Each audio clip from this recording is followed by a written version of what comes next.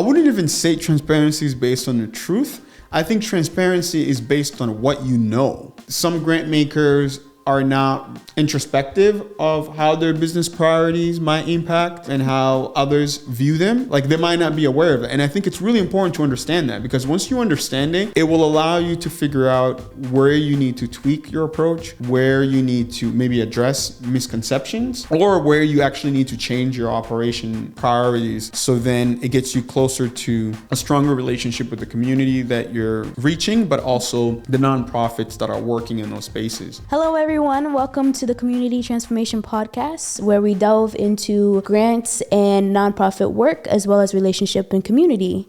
Today, we're going to be talking about a critical role in honesty between relationships of grant makers as well as nonprofits. This is a factor that redefines impact as well as success. So today I have Dale, my colleague. Welcome, Hey, Dale. Millie, how you doing? I'm good. You ready for today? Let's do this. All right, perfect. Well, my first question to you is, when it comes to honesty, why is it so challenging in the relationships between grant makers as well as nonprofits? Honesty is it's a really tough thing, because there's so many different things that's at play that will allow a nonprofit to be honest. And part of it is really how they see the grant maker will determine their ability to decide if they're going to be fully honest about something or not.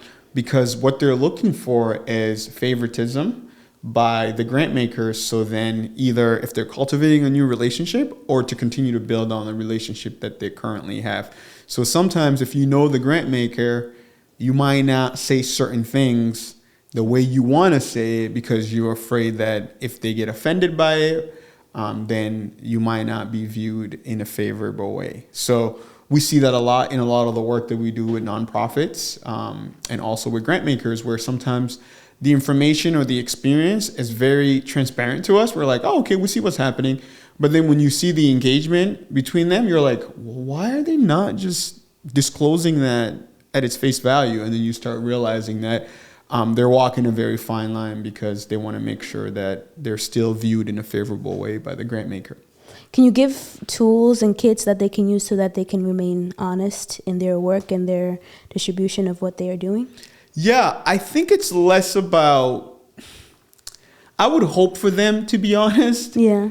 But I think it's just part of the industry, like it's part of being in that space where you have to be careful, right? You got to walk a very fine line. So I don't want to say, like, outside of the context of what's occurring, to just be like, oh, be honest. Well, what happens if I say just be honest, and the grant maker is not receptive to the information, and then that particular nonprofit ends up getting excluded?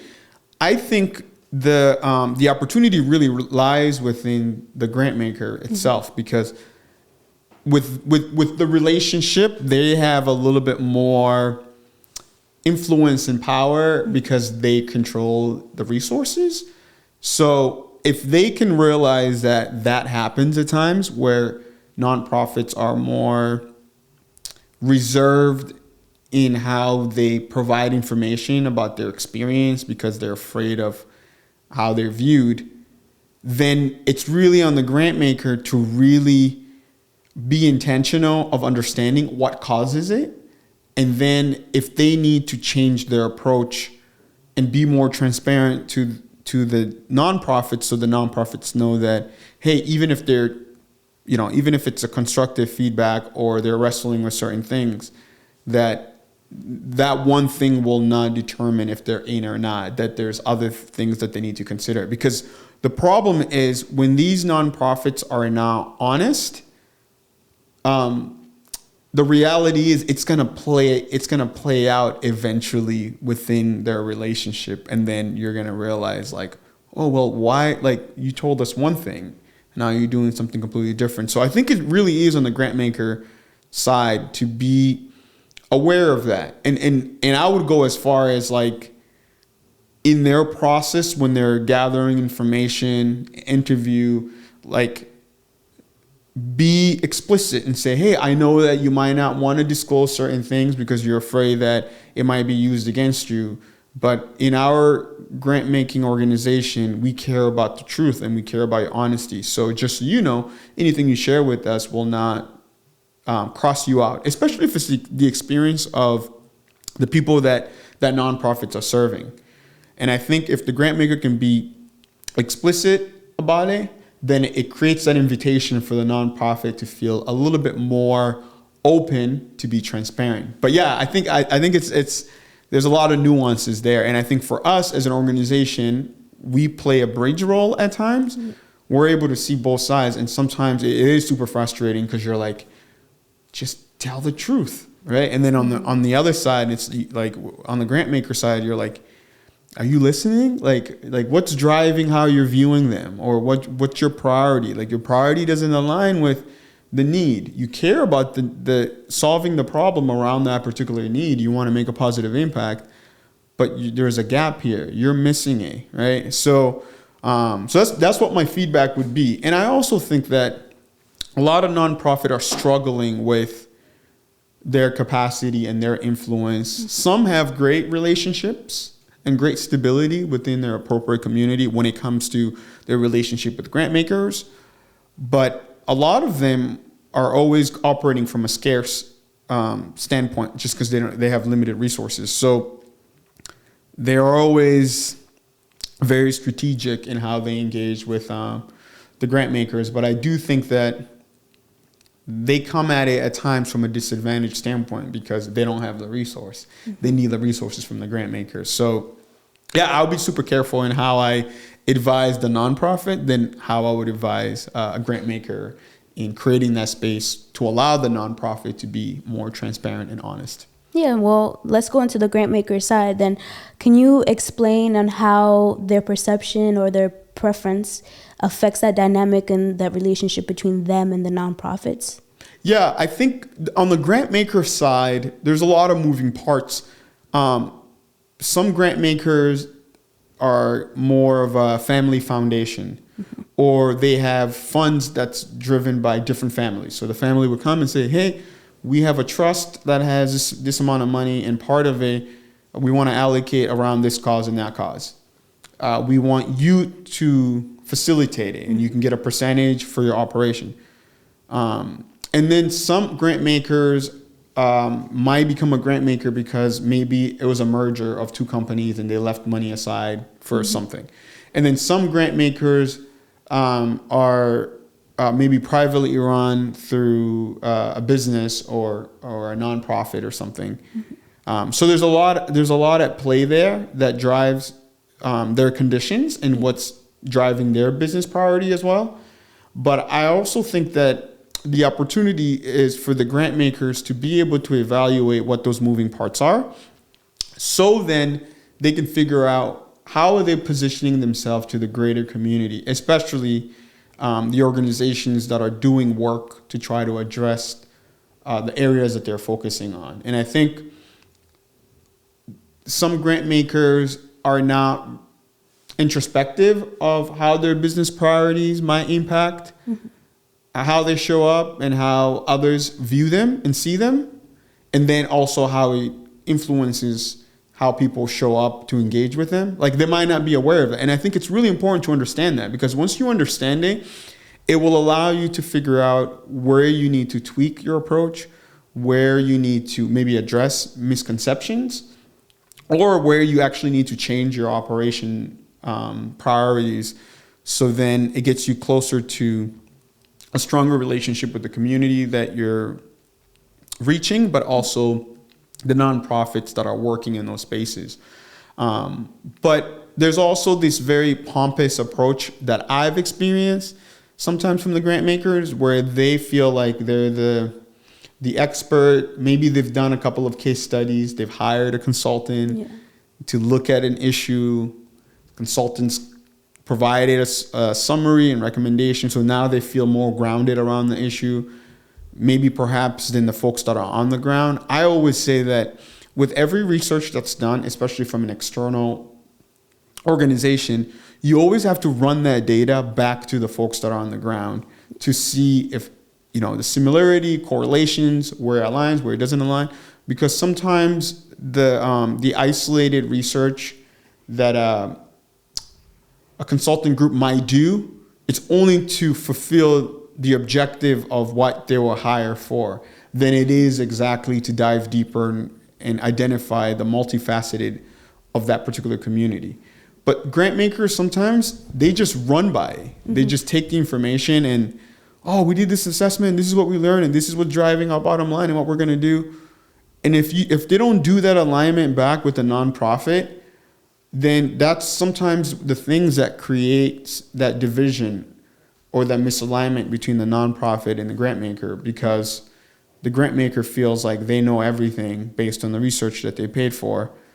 And if they don't see certain things from the nonprofit, then you're not really relevant, because you don't have the capacity to do a research like this. Yeah, you're running programs, but you don't really know how the impact is in a greater scope, right? So that's where a lot of the pompous mentality comes from. And I think grant makers have to humble themselves and realize that their money is only as valuable as it is in how it addresses the areas that they're trying to improve. Just because you have the resource doesn't really mean anything if that resource is actually not making a change and making a difference.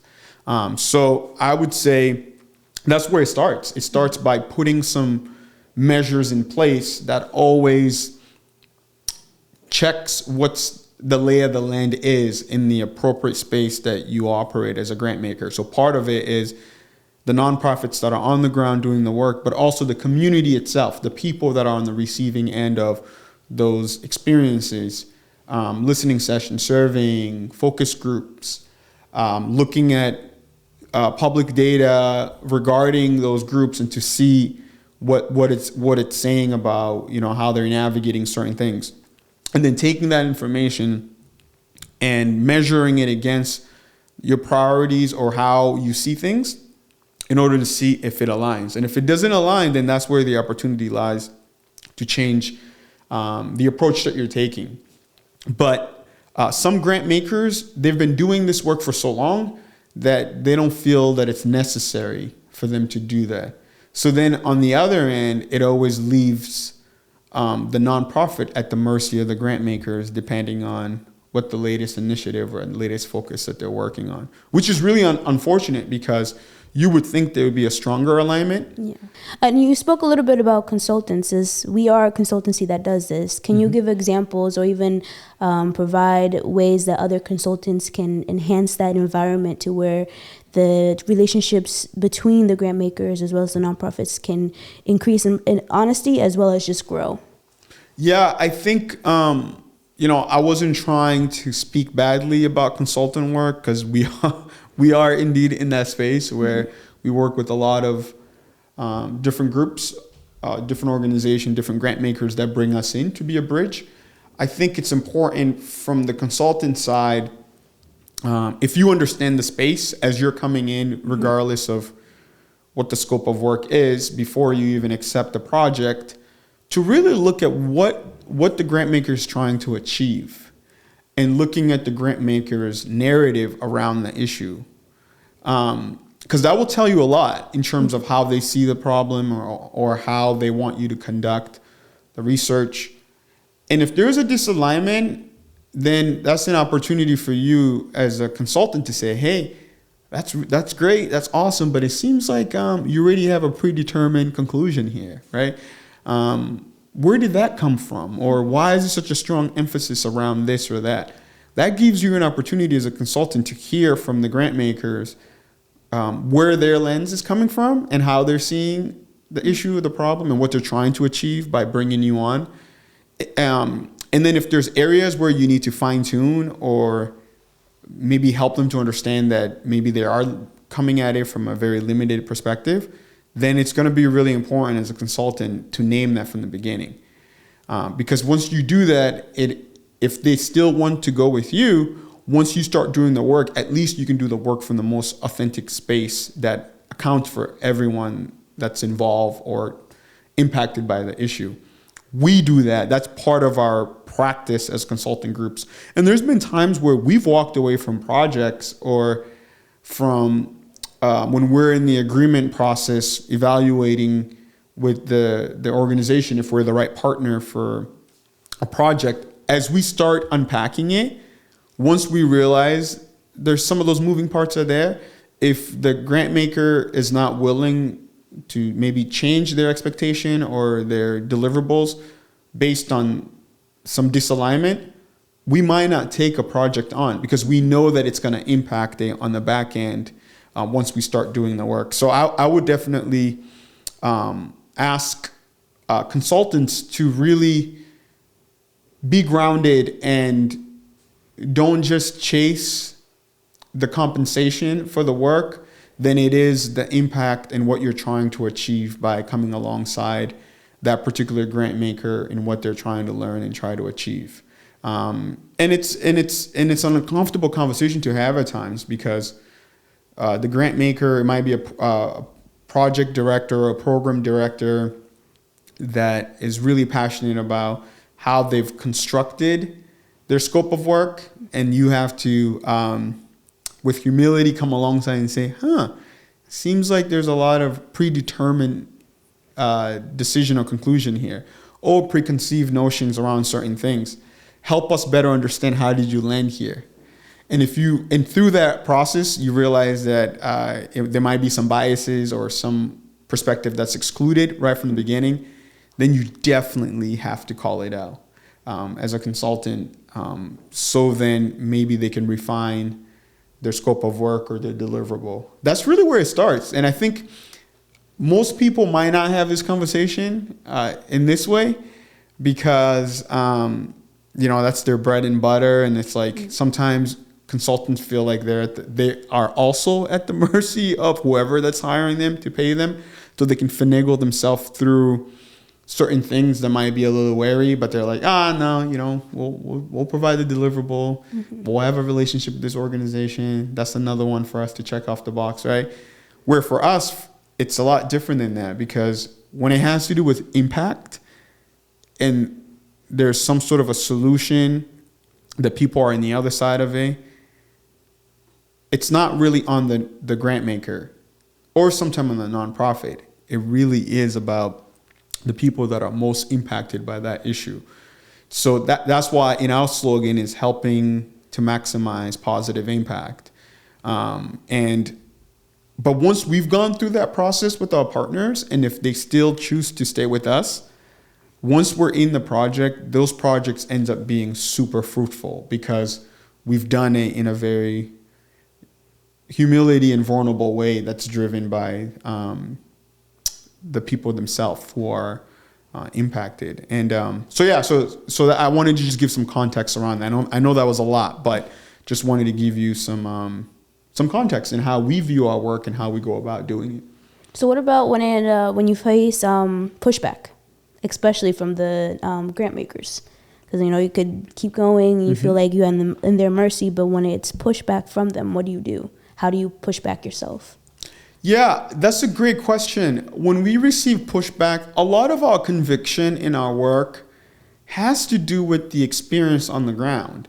So in our research model, when we're creating a logic model to gather information, either through a survey, focus group, or listening sessions, we are accounted for to try to engage with as many people as possible that are closest to the issue or the problem.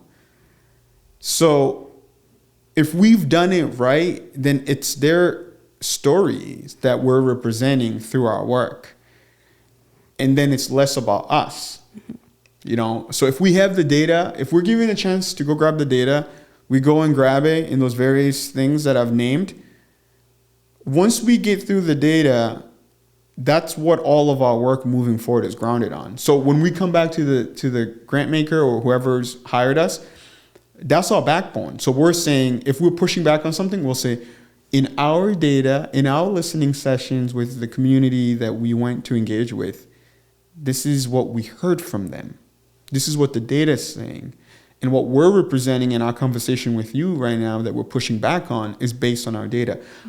Maybe you have other data that's saying otherwise, or other experiences that says otherwise, but we need to be able to match it against the data that we've collected that you've hired us in the last 6 months, 3 months, a year to do in order to unpack it, in order to figure out where the disconnects are.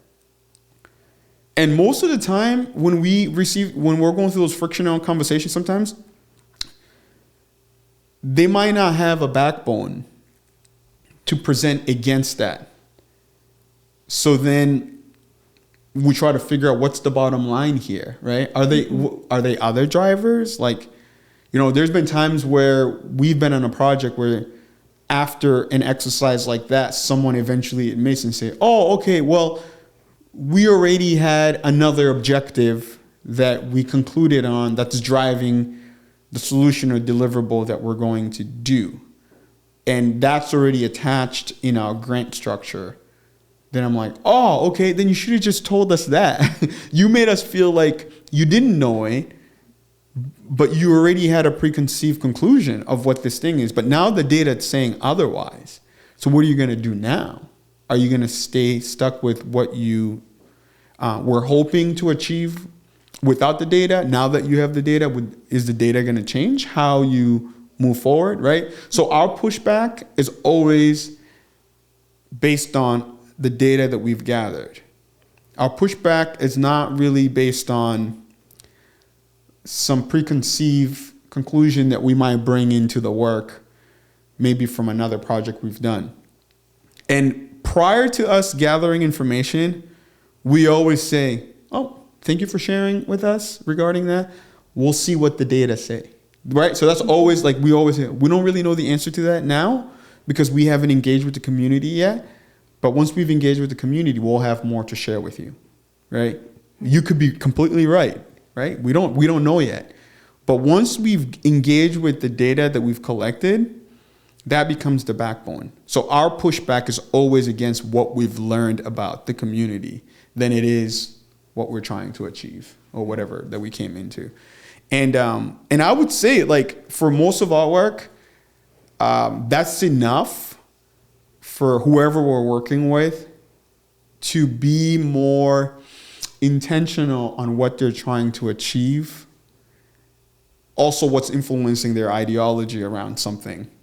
And then they have to kind of face it. They're going to have to wrestle with it to figure out, are they going to move forward with the data we provided and the recommendation we're providing based on the data? Or are they going to take a different pathway based on some other objective? And it's a humbling experience to see it happen at times because you can tell, like, it's like, oh, snap, we didn't know that we were going to land here, But we try to represent the voices of those we are hired to engage with. And if we do it right, it's their story that will drive the work itself and hopefully the solution that gets presented forward. I want to kind of zone in one thing that you said, especially talking about honesty and the different relationships between nonprofits and grant makers.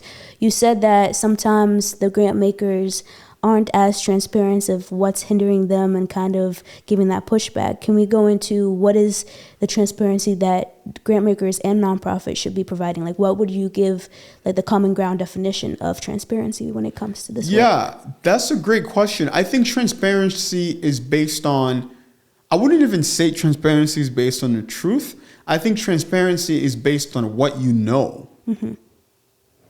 What you know and what you've already gathered. And just conveying it. And once you start conveying it, then those who are on the receiving end of it will at least have a perspective that's closest to whatever the truth or whatever that's real to the experience is. But we also live in a world where there's a leverage. We live in a very leveraged world.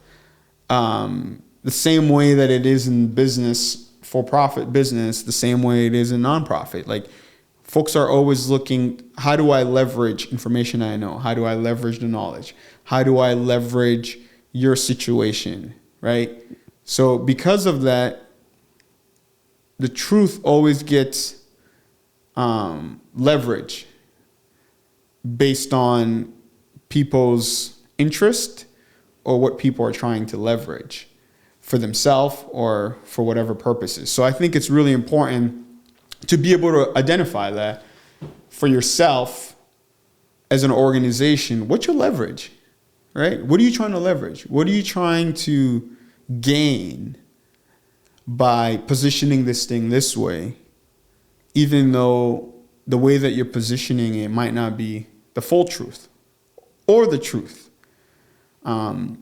Because the incentive that's driving the decision that's actually where the intersection lies, is the incentive of what's driving the decision. And if you can reflect on that and engage with it, then you're in a better position to decide what's actually driving, what's driving it for me, what's driving it for our organization. And so on the Grantmaker side, there's been times where it's like, it's actually the family that donated the money.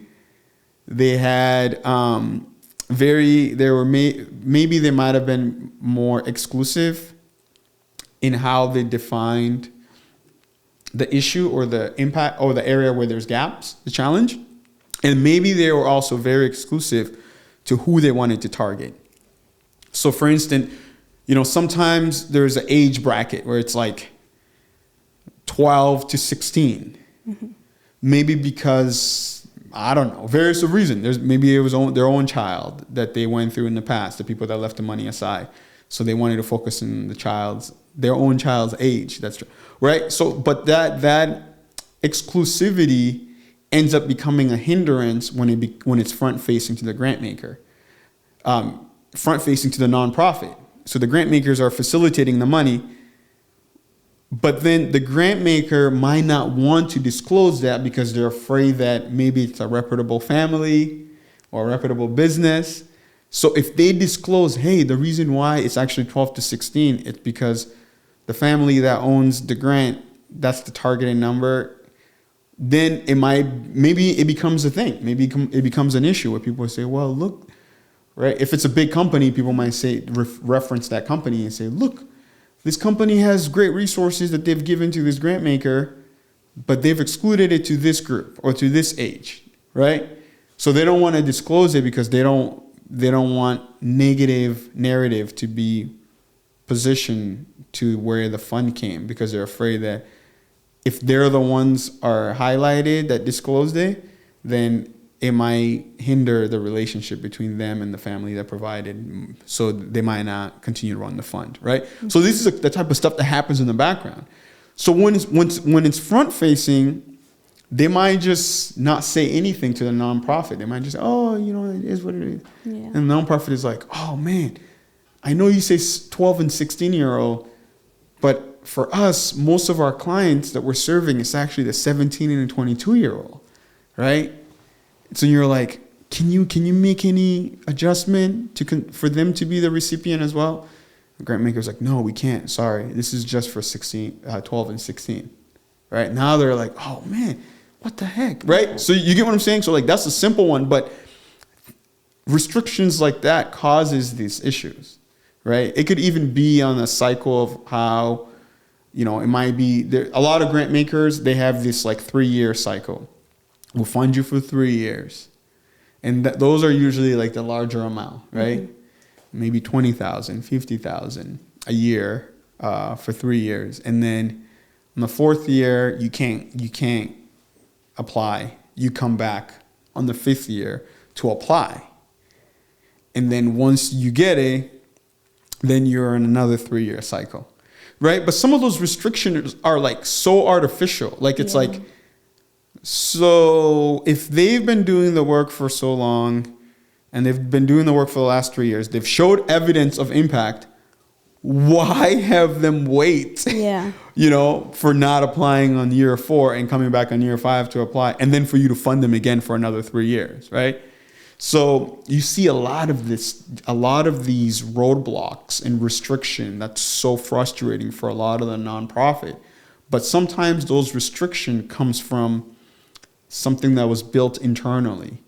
And sometimes the program directors and the program managers might not have enough autonomy or power to come back internally to say, hey, do we still need to have that rule or that regulation? So those are the things that I think it's critical to understand that goes on. But I do think that moving forward, grant makers really have to be honest with themselves about what's their bottom line and what's driving their business operation and how it faces the community or the nonprofits that they engage with. Because a lot of the nonprofits will not push back or try to educate them on better ways that they can allocate these resources. And then you have this cycle, the folks that don't fit the requirements, they will never get funded.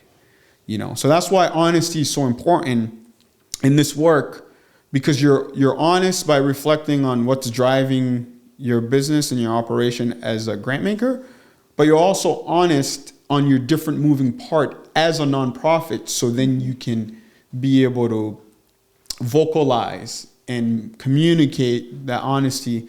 And hopefully if a nonprofit is doing that, that's enough for a grant maker to be confronted and reflect on, hey, are we on the right path here, right? Are there things that we need to change based on what we're learning from our nonprofit? And in some of the projects that we've been doing, that you've been working on, those grant makers are in that intersection, right? Where they're trying to figure out, okay, are there certain restrictions that we need to strip away and remove them because it's not realistic to the nonprofits that we're working on. I mean, we've had conversations around the cycle of how money gets deviated, right? So some nonprofit, they receive the money, they're excited, but they have to get it in increments of 3 or 4 payments, right? And they might not be scalable for them based on the needs that they have. So just wanted to give some of that context. Yeah. Can you give us like the last words and advice for both nonprofits and grant makers, just to tie in all that information for them? Yeah, I think the opportunity here to operate from honesty is creating the space to bring people together on both ends to really understand what's happening on the ground level. And in order for the grant makers to be able to reflect on their priorities in order to see, are we adding challenges, restrictions, exclusivity for no reason? Or do we need to change our approach? So when you create that space, it's a learning space because the grant makers need a nonprofit, right? And the nonprofit needs the community in order for the resources to go to the community. So you need to be able to create those environment for those honest conversation to evaluate what's actually occurring. And as you identify areas where there's gaps and it needs improvement, like you have to move on it, right? Because it's a really transactional relationships between all these parties, the grant makers, nonprofits, and the community itself that's receiving the resources. So I would say creating intentional assessment that's evaluating your approach as a grant maker, the experiences of nonprofits, and the experiences of the community that they're serving in order to make the changes, right? Make the changes or continue to do certain things that's reciprocal, that people are saying, oh, that approach works really well. It's been really awesome that, it's made things much easier, right? Like all of those things are super, super important because at the end of the day, those grant makers are there in our community in order to help solve problems. The nonprofits are there in order to serve the folks that are receiving the challenges. So you can't do this work effectively if honesty doesn't live in between all of them. 100%. Thank you so much. Yeah, thank you guys for tuning in to Community Transformation Podcast. Join us again to go into more insights of the nonprofit works. See you next time. Ciao. Bye.